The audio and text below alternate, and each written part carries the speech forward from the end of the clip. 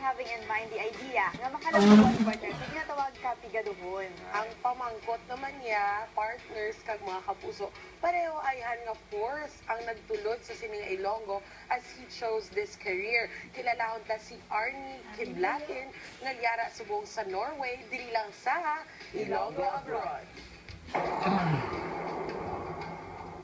Hello Philippines, hello Norway. This is again your navigate tour, Arnie.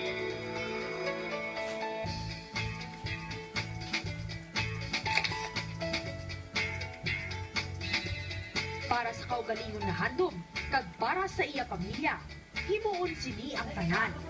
Rason kung nga ang nagpasimbalad sa luwasang lungsod, ang proud Ilonggo registered nurse na si Arnie Kiblatin. Tuig 2009 sang nag-abot si Arnie sa Kongsberg, Norway. Natural na ang madamong adjustment sa magpadulong sa lain nga lugar. Abang may naatubang manini nga paghilaw na nagmulig sa iyang buksan ang mga mata sa realidad kung paano nangabudlay ang kadamaan mga OFWs. Na-delay ang ako niya visa for 1 year, so hindi kita ko allowed mag-work. So, part-time lang anay, manglimpyo sa mga balay, tapos nang naka-work man ako as janitor.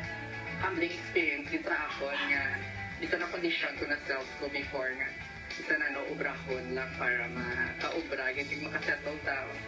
Sa una nga nagalimpyo sa inodoro, unconsciously nagatulog pala mo kaluha because nga itago ko sa family mo nga everything is okay para hindi sila mag-worry mo. Never give up ang peg sa atong bida. Gani sa iya pila ka tuig nga pagbakas, certified nurse na inilito.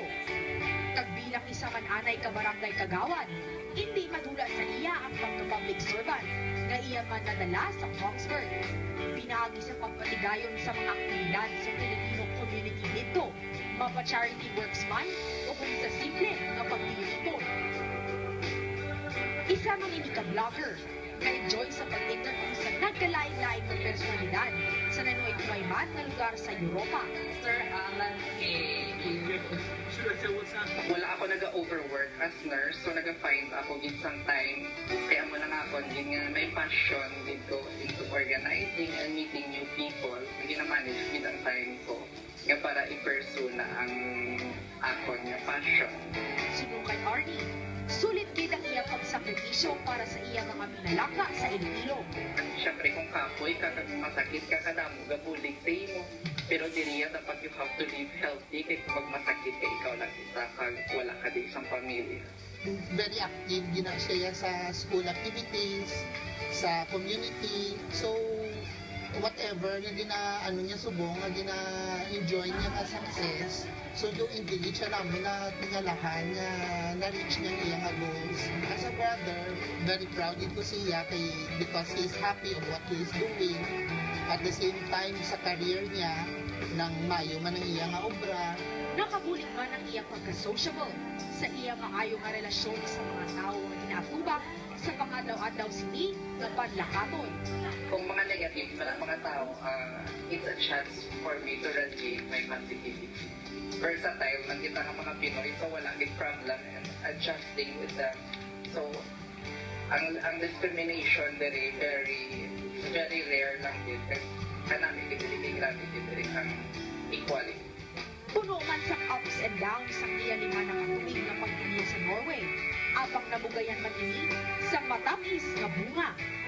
We find time, especially with my friends, nga makatravel kami as our therapy no, sa hard work naman. Very satisfied and at the same time very thankful kay we can buy what we want and we can provide in our family. Always be a blessing to others. Inaakliya ng motto in life na nakatatakman sa iya butkon. Rason nga dako ang iya kabalaslan sa tanan nga tawo nga nangingkabahin sa paglapod sa iya kadalagan sa kabuhi. Gani ang maayo nga tagpusoon kag pagsalig sa kaugalingon kag sa Ginoo ang nangingkusog ni Arnie sa tanan nga iya naangkon sa karon.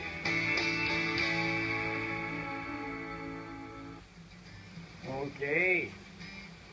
kay Nurse Arnie, a big inspiration sa aton tanan, especially sa amon yung mga nurses pala partner. Perhaps one day.